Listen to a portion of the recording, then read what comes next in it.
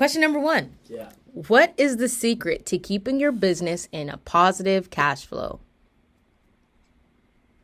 What? What is the secret to keeping your business in positive cash flow? Making money? I'm sorry, is there a secret to that? Make more money than you spend? Is that the question? Yeah. What do you mean what's the secret? First Is of all, there a secret? No secret? when you guys ask questions, make sure that you give me context, right? Like, I am a accountant, business owner. What's the secret? Because at least I'll know. Like, what if you sell toilet paper? I don't know. That's probably a very different cash flow secret to business than it is to run an online business.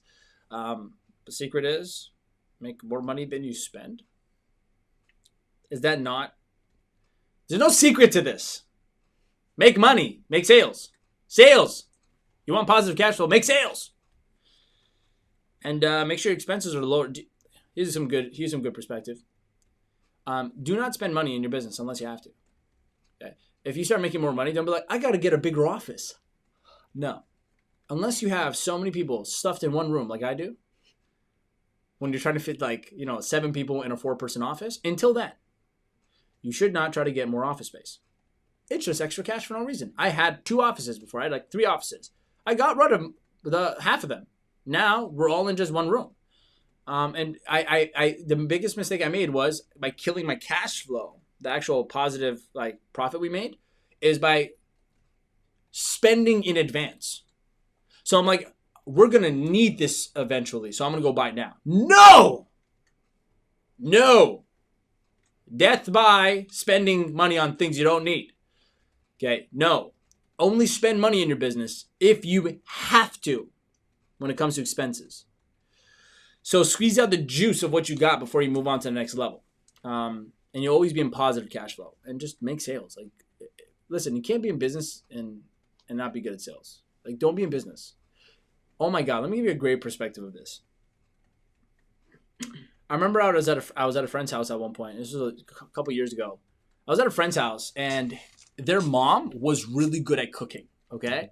So when I was there, their mom made food, and the food was so good. And I remember my friend was talking up his mom, like, Mom, you would run such a successful restaurant. Your food is so delicious. And I remember hearing that, and I go, what does being a good cook have anything to do with running a successful restaurant? Boom. And it was crazy because when I had this conversation with him, he never thought about what I said. I'm like, here's the problem. You think just because you're good at doing something, you can be good at building a business around it. Wrong! Absolutely. Okay, no. Let me save you some time. Let me give you some reality. Let me give you some clear talk here, okay? Just because you're good at something does not mean you will be good at building a business on it. It is a completely different skill set. I'll give you a tiny example. We got a fire sign going. She's clicking to the fire sign. Let me give you an example. Said friend's mom can make a mean, creme brulee. She goes out and goes, I want to build a restaurant. Then she gets hit with a bunch of corporation documents. She's a cook. Doesn't know this stuff. Doesn't know who to go to, how to do it. So she does it all wrong. Sets up a corporation. Doesn't know what she's doing. Then she goes out to get a lease for a place. So she can build a restaurant, right? She's not in real estate. Doesn't know anything about real estate or money or investment. So she gets some guy takes advantage of her because he's like, this person doesn't know what the hell they're doing. She puts her life savings on a place. And she gets a place. She's a cook. Not an investment property person. She doesn't know how to get a nice place. She goes in. She goes, oh, I really like this. Looks like my living room. Let me decorate it with a bunch of expensive stuff in here so that it looks great. Goes out and gets all this stuff in the place. Buys a bunch of equipment she doesn't need and doesn't know other equipment she needs. She doesn't even know how to hire people now. She's all alone. You think just because you open up a restaurant and you're a great cook and you make mean creme brulee, people are going to show up and you're going to have a positive business? No. Absolutely not. Get this out of your head. That's a mistake. It's not I was going to say something stupid. Mistake. What's the opposite of miss? Hit take. It's not a hit take. What a stupid sense of humor I got. It's actually really stupid. I just realized how stupid my humor is. That tiny little mistake and a hit take. I'm trying to opposite miss and put it next to take. How does my brain work? What did you do to me, Mom and Dad? How did you wire me this way? How did I come out this way? It's crazy. Hit take. Hit take. It's not a hit take. It's a mistake. You missed the take. Here's the problem. Just because you're good at something doesn't mean you can build a business on it. Why am I saying this? Because if you do not have positive cash flow, here's the secret you want. You need to be good at sales. You got to be good at selling it. If you're not good at selling what you're good at, you can't be good at it. Listen, I'm good at coaching. I'm really good at coaching. I can talk to a person, figure out the problem, and my brain works like an algorithm. I look at it like, oh, these might be the causes of your problems. I have exercises, we help them out. They get clear. They go, damn, that was great. It was worth my money because now I know what to do. I feel great. I can do this. I know I can produce results in coaching. I'm also great at seminars. When I'm speaking on a stage, I'm great at it. Why? Because when I go up, I know how to connect to my audience. I know how to come up with great ideas on the spot. I know how to teach and articulate my thoughts and communicate it to my audience so they get it. I know how to have fun and entertain my audience. That's a skill I'm good at. But it doesn't mean that people are going to show up to my seminars or come and hire me as a coach just because I'm good at it. No, what did I have to do? I had to go learn how to sell this stuff. I had to learn how to sell coaching packages and programs. I had to learn how to get people to come to my events. That's called marketing. That's called selling. That's called real business building. I had to learn how to get people to come work for me. How to join my team, want to work for me in advance, seeing the vision I had. I had to learn how to lead other people. That has nothing to do with speaking and coaching, but that is my cooking skill in this analogy. But only until I got really good at selling and marketing did the business actually grow. And so you'll have situations where someone's really good at something, but they're miserable because they're not good at anything else around the business. Then you got people that are really good at business and they're mediocre at something and they still build a bigger business.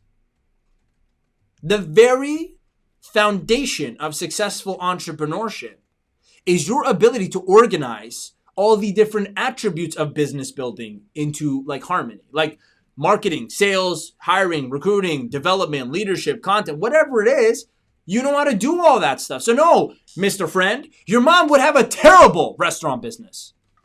I'm sorry.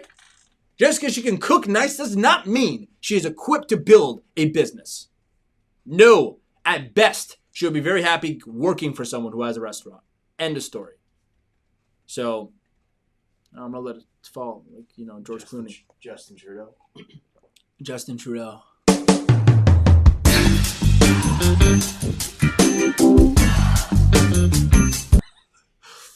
Isaiah, make a funny meme out of this. Maybe we could make it go viral, man. Justin Trudeau. Have you seen that? They put some Arabic music over it. The one I saw was Justin, my prime minister in Canada. His hair looks like Tarzan right now. And his beard looks like Gandalf. So he has this really cool look going. And like it's legitimately like growing sideways now. That's how long his hair is. It's not even up anymore. It's going like this. So when he's outside, it just kind of looks like this as he's talking. And his hair's flowing in the wind. And he has on national TV, he has this moment where he goes like this.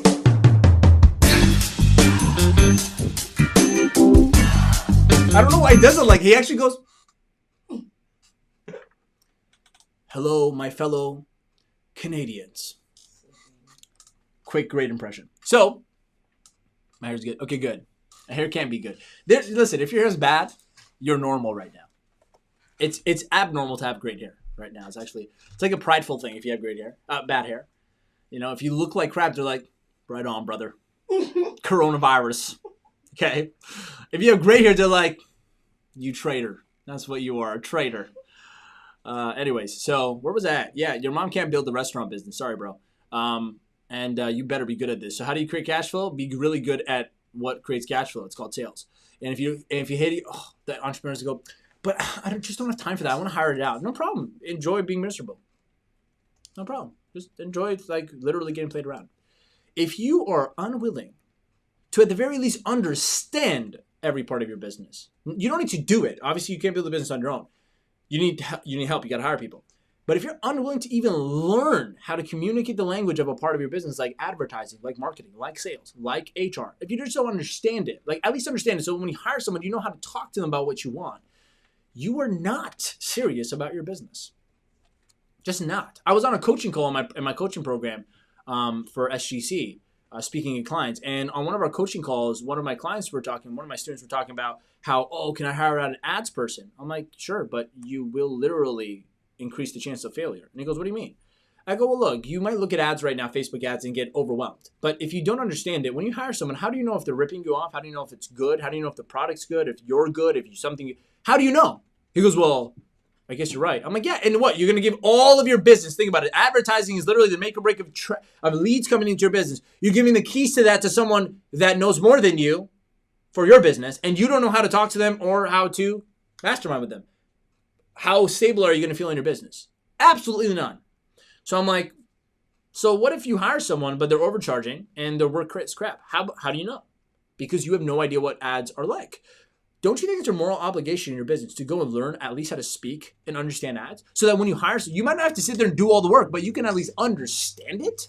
So when you hire an ads person or a salesperson or this person, you can know how to tell them what you want and if the work is actually good. Do you not think that's your at least obligation? He goes, you're right. I go, look, you can try to keep something for nothing. You can try to get lazy and hire somebody. Oh, I don't want to do this, but let me just hire it out. I want to just focus on what I'm good at in my business. I don't want to learn all this other stuff. No problem. Go work for someone. I'm not angry. I'm passionate. I can't believe like entrepreneurs say that. What do you mean? It's a privilege to start a business. It's not a job. Don't build it with an employee's mindset. And employees aren't bad things. Just they're not a CEO for a reason. That end of story. They're not owning the business for a reason because they do not think like someone who would own a business. That's fine. That's totally fine. Nothing against that. But just know your place. Like go work for someone who owns the business because that person has mentally made decisions that you will never make. Like you got to be okay with being in a team where the person that runs the business, like owns the business, has all the responsibility on his shoulder or her shoulder. His stuff hits the fan, it's their fault, not yours. That is the luxury of working in a team that's winning instead of being the leader of the team. But if you're going to be a leader of the team, please do not kid yourself. You better have the mindset. You better have the right thinking.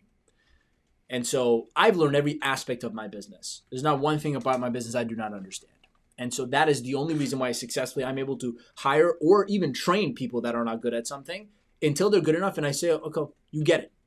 But only because I get it. The moment I do not understand something that someone on my team gets, this business is stopping. That's going to be a roadblock there because I don't know. I'm the vision, right? I'm supposed to be the visionary. Like, here's where I want to go. If it's not their job, it's my job. If I don't know how to articulate that and like communicate it with what they're doing, like in ads or something, how am I going to grow? Now you got to give the keys to this person to run your business. So you want cash flow? Learn how to sell. And if you don't want to sell yourself, which I don't think you should as a business owner, you shouldn't be the salesperson forever. You should hire people. But first of all, go sell first so you learn so that when you hire people to sell your stuff, you know how to teach them how to sell your stuff. Only you can know how to sell your stuff better than anyone else. And second, you better know how to know when a salesperson is good by learning and understanding what selling is and what it takes. So you want cash flow? You want a good business? Let me just end it with this. You want a good business? Make sure you understand every part of your business. That's the least you could do for the privilege of building a business with the potential to financially free you. That's my answer.